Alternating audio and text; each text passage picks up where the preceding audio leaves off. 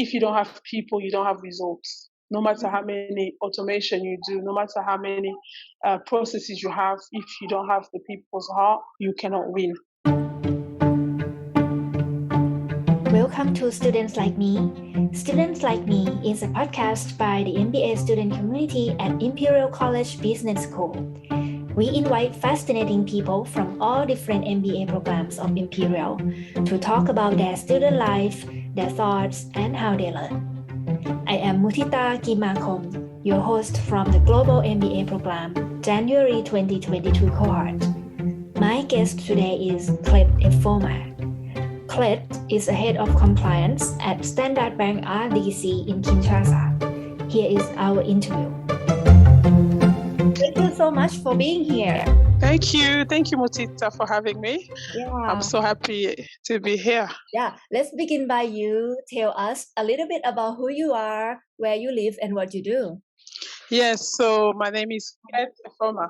I'm a mom of 3. I have 3 wonderful children. I've got 2 boys and 1 girl. I come from a big family. I'm the eldest of 8, so I have 4 brothers and 3 sisters. Oh my God, yes. You have a lot of siblings to play with. Yes, so my children have a lot of aunties and uncles, and I also have a lot of nephews and nieces to keep me busy. Yeah, so I'm a British citizen, I'm native Congolese. My parents migrated to England in the early 90s, and we were raised in the UK, precisely in London. And I also did my degree, my university in the UK, in Sussex. And I did, there was an Erasmus program which would allow you to go to France. So I went to France and I did a master, it's like an equivalent to a master or half of a master in a university called Grenoble Alpes. So I spent a year there. And then I moved back to the UK and I started applying for jobs. And then I realized actually there was a lot of economic boom in Ireland, right? So I thought, why not try a new city? So I applied for jobs almost everywhere, really. And then I ended up getting a job in Dublin to work for a leasing company by the name of CIT. And I worked there for 5 years. I was working as an underwriter, and then I later started looking after fraud and risk. So I did 5 years there. And then I moved back to London to have my boy, and I was working for a part of a French bank, so Société Générale. It's the bank, but I worked for the leasing leg of it. And then I worked there for 2 years, and finally, my husband decided to move back to the Congo, and then I moved back with him, and I worked for a company. Well, it's a telco, but I was working more specifically in the mobile money side. So it was almost like I'm not sure if you've heard of M-Pesa, but this one was Airtel Money. They do, because there's a lot of people who are unbanked, but yet a lot of people have mobile phones. So it was kind of like a new revolutionary way of transferring money across using only your mobile phone. So I did that for 5 years. I worked in computer, and then I eventually moved on to a bank. I'm currently working for a bank, Standard Bank. It's a part of a South African bank. I think they're number 1 in Africa for banking services. And I work here in the DRC in Kinshasa. I've been here for almost 5 years. So I'm the head of compliance. So I'm in charge of all the compliance and regulations and processes and policies and all those lovely things. Important jobs that affects a lot of people. Yes, we do. And now a lot of regulators are actually putting policy instructions in place to protect compliance people, because sometimes you can imagine we're conflicted, right? So if I see something that's going on in my bank that is not good, my duty really is to inform the regulator. But sometimes you can be scared, because if you tell the regulator, you may lose your job if your boss finds out. So they want to protect compliance people. We also have whistleblowing lines. So if somebody knows something that's happening, misconduct, and because as a bank, we're in charge of managing people's funds making sure that customers' funds are safe. So what you don't want is for somebody to do something silly and then find people's money wiped off. So yeah, it's a very demanding role.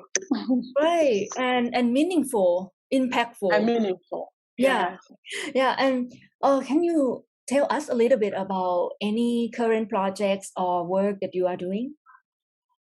Yeah, so when I moved into my current role, I've been there 4 years and a half, but in this time I've already managed quite a few projects. There's one project which is still ongoing, which I can't really talk a lot about, but it's more to do with the fact that we belong to a group, and as part of a group, there are services which we provide to each other, whether it be training, advisory, whether it be best practice. We provide services to one another, and in the past, those services were not charged. So now this project was to look at and list all the different services that we receive and that we give to either the group or to other subsidiaries, and put a price to it. So I was called to work with Ernst & Young team, and I was like the country spoke, and I had to work with different departments to put in place. Also, I have a side business. So other than being a head of compliance, 3 years ago, before COVID happened, I decided to partner with a friend, an ex-colleague from Airtel, because we both had a passion for natural hair. We both have. When I moved to Congo, I noticed a lot of people had their hair were relaxed, and every time I would go to a salon, and they'll say to me, "Oh, your hair is too hard. Oh, why can't you just relax it?" And I didn't understand.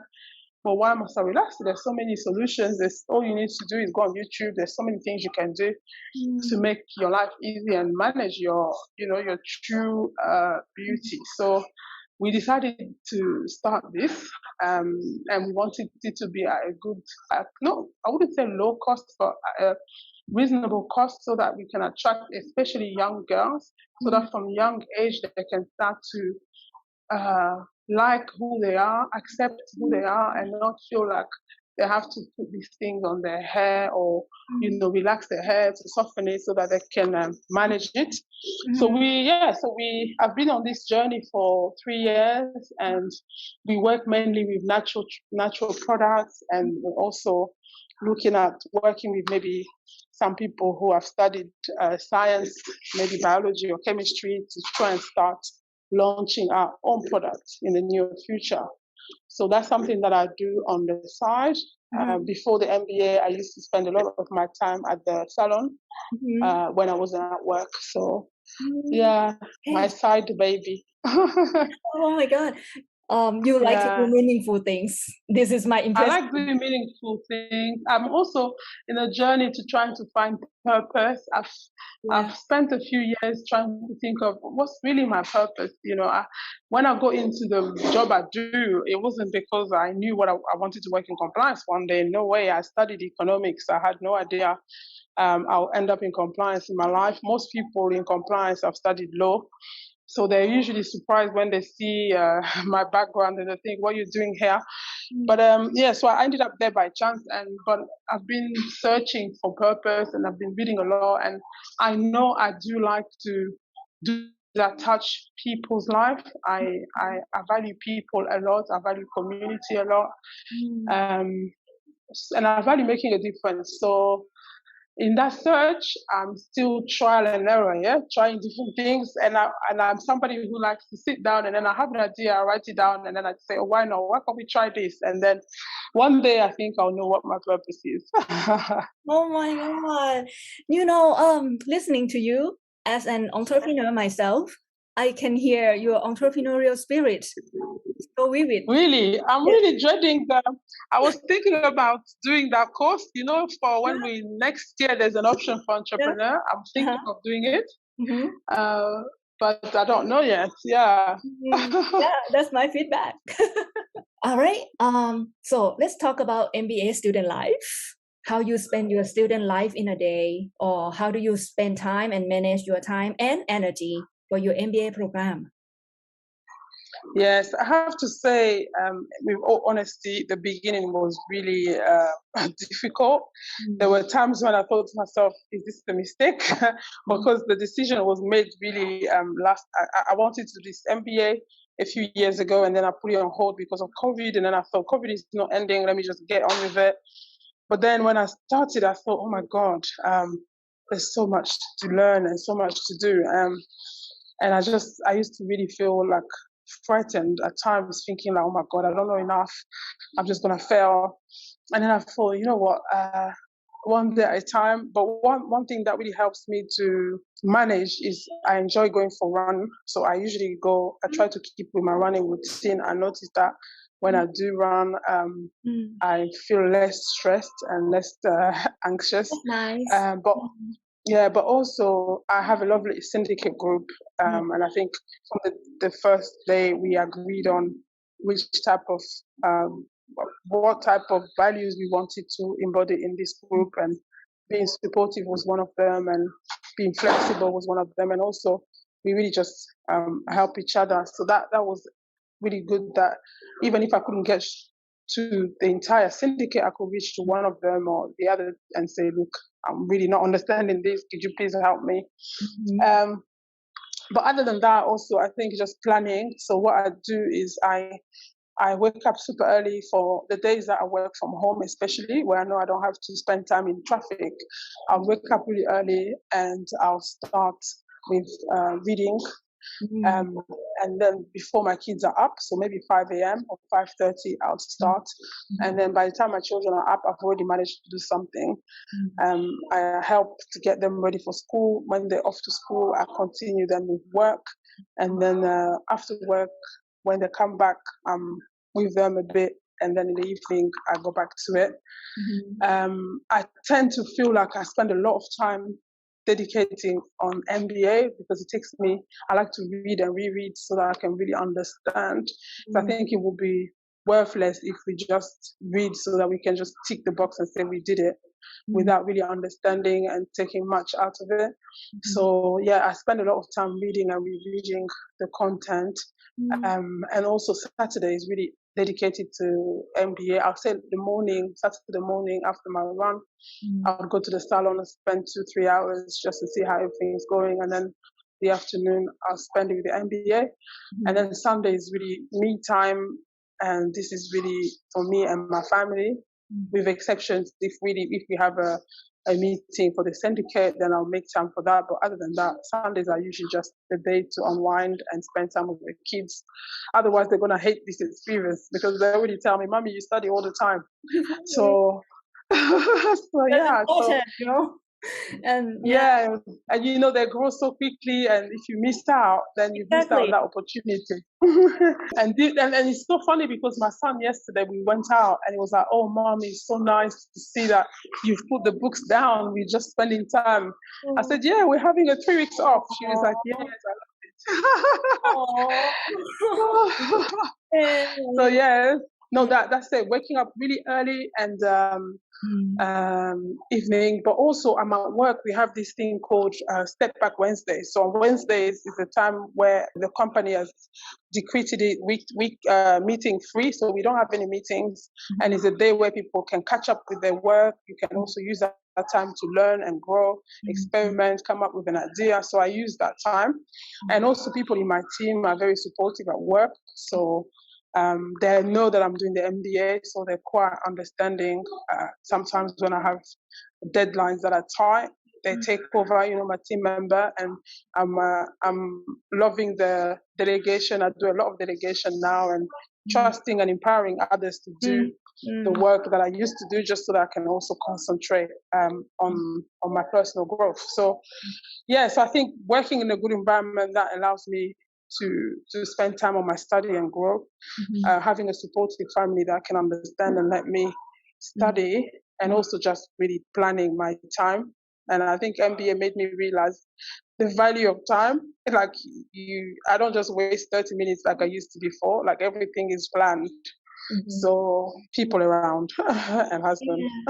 Definitely. And I think one thing that's beautiful about this cohort, when I look at, for instance, the FMA study group, initially it was just a group of people that are really just confused about FMA, don't understand, are scared. And it became a very supportive, and we had people who really understand FMA, and they just gave us their time to explain to us.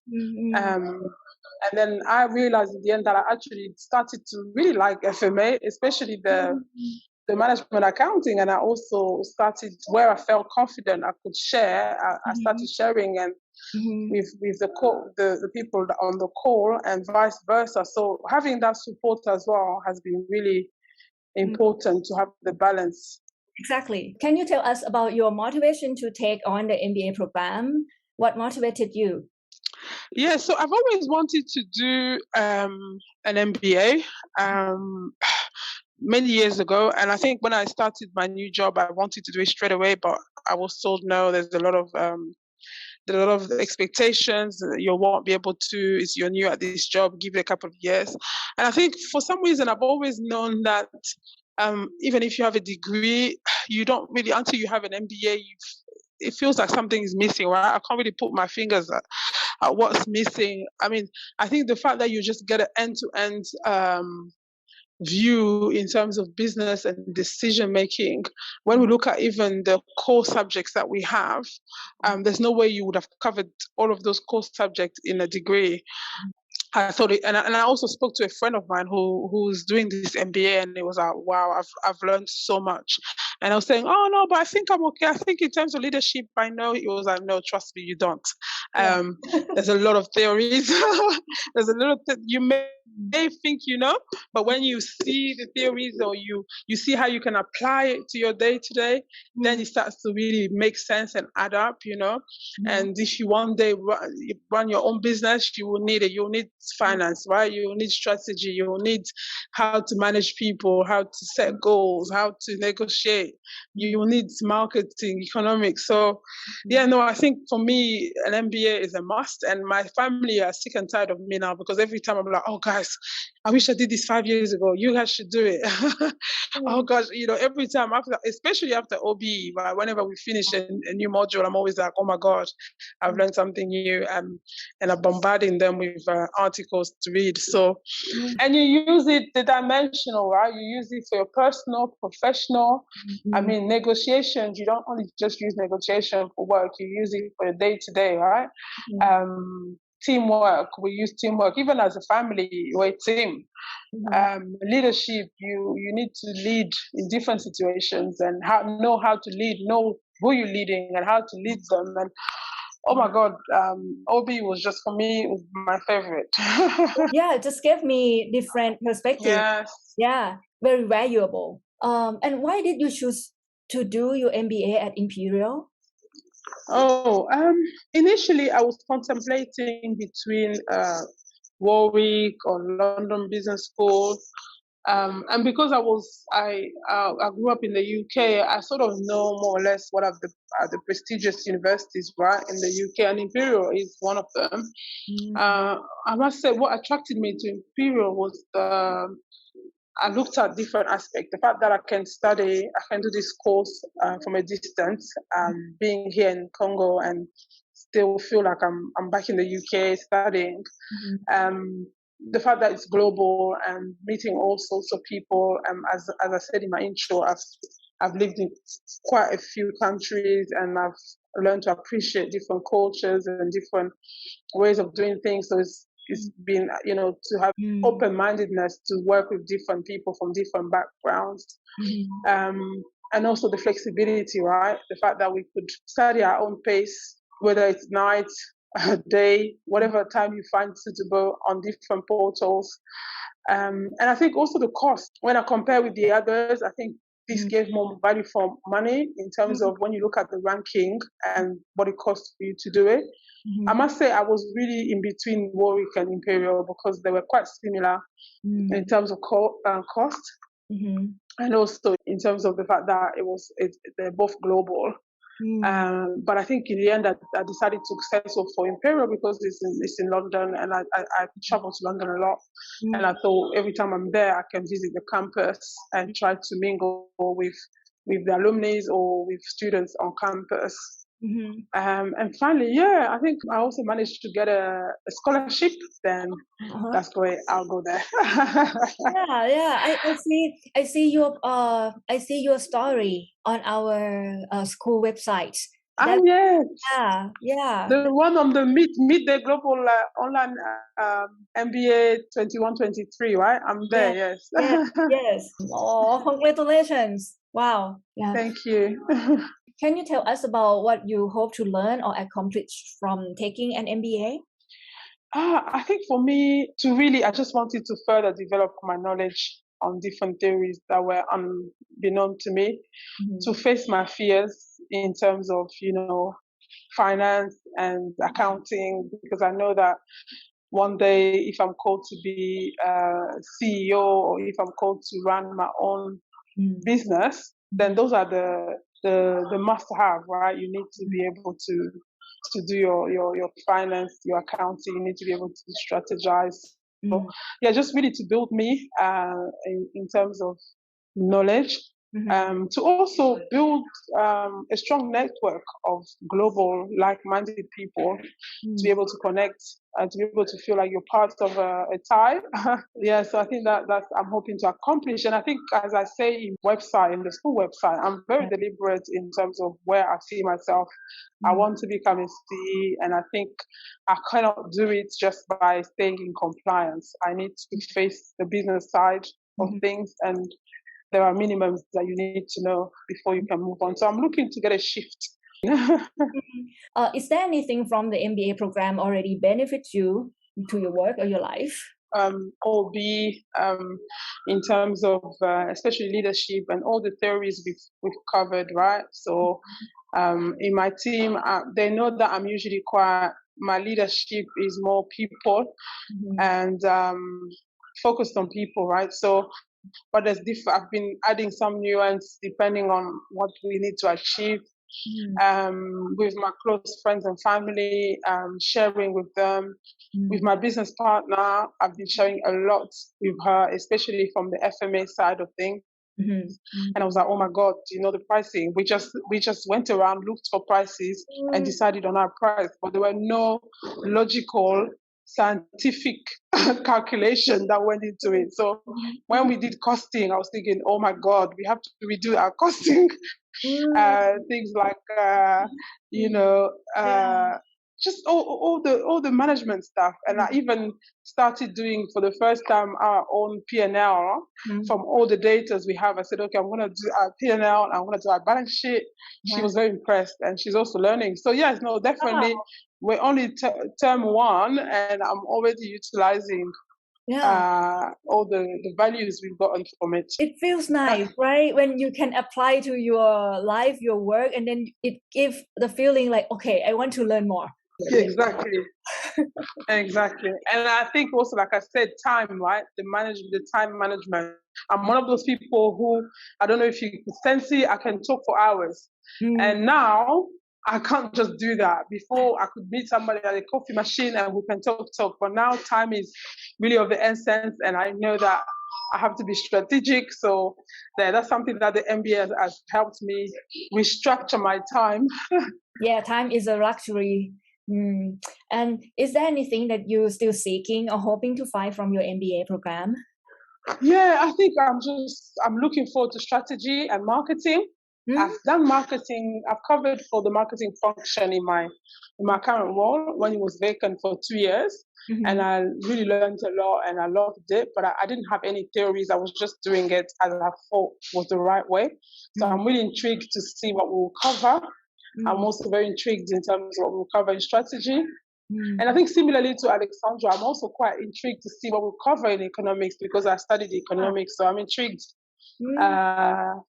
I'm scared of corporate finance, but I'm going to have a different type of mindset, a growth mindset. So I'm waiting for it with open arms and looking to help and learn from others.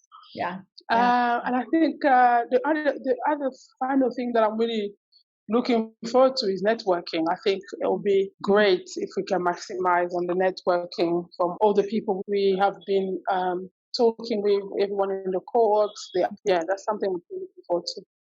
Right. So let me mention this to our listeners. So anyone, guys, if you feel related to Clette, please say hi to her. Just message Clette. Yeah. Yes, I'll be having conversations. Mhm. In fact, somebody reached out to me from the day one. I was so impressed because they wanted to get in touch with someone that I've worked with. And they were like, oh, sorry, I just wanted. And I thought, wow, this is very brave, right? Mhm. So, yes, we're here. Please, let's connect. Yeah. And what would you be doing if you were not doing your MBA at the moment? Oh, dear. I don't know. I think I'll be doing a lot of reading. I'll probably be taking on some more projects or seeking some opportunities. I know at work there was an opportunity which came up a few weeks ago for one or two people to go to China and work in ICDC as an exchange. I would have probably jumped on that one. I probably would have been sitting down and writing some business ideas. And I've been fortunate enough to have some coaching. So I was something that I wanted to continue with, to get a personal coach to help me in my journey to find purpose. I like to be busy. I like to have something to do all the time. I share that with you. Look at me right now. This is how I spend my break. Yes, this is your break, your 3 weeks break before we go back. Exactly. All right. And let's talk about success in general. What does success mean to you, Clette? I don't really know if I like to talk about success rather than maybe more. I prefer to focus on happiness rather than success because I think one feeds into the other. And I've been reading recently a book called Ikigai, and it talks about, I don't know if you know about it. It says it's a Japanese secret to long and happy life, right? And I noticed somewhere the author talks about the essentials to happiness in life, and he talked about 3 essentials. He said to have something to do, to have something you love, and to have something to hope.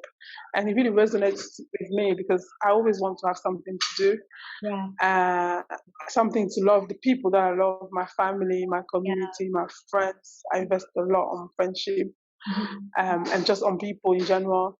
Something to hope for. I've been fortunate enough to live in the UK to see what it's like to live in a developed country. And now I live in Congo, and there's a lot of misery and suffering. And I hope that one day I can make a difference to people's lives. And yeah, just to be able to sleep and wake up, be hopeful, is something that makes me hope that there's the future can be bright. And also every year what I do, and this is something my coach taught me since 2020, is that to start the year with a storyboard, a picture board, right, where I put down my aspirations for that year.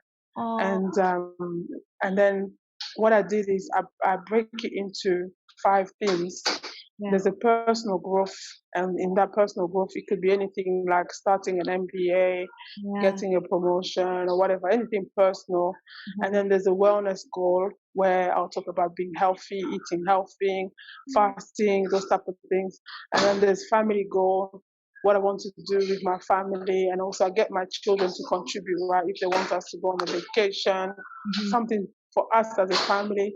There's a community goal, if I want to do more charity work or what I want to do to touch community.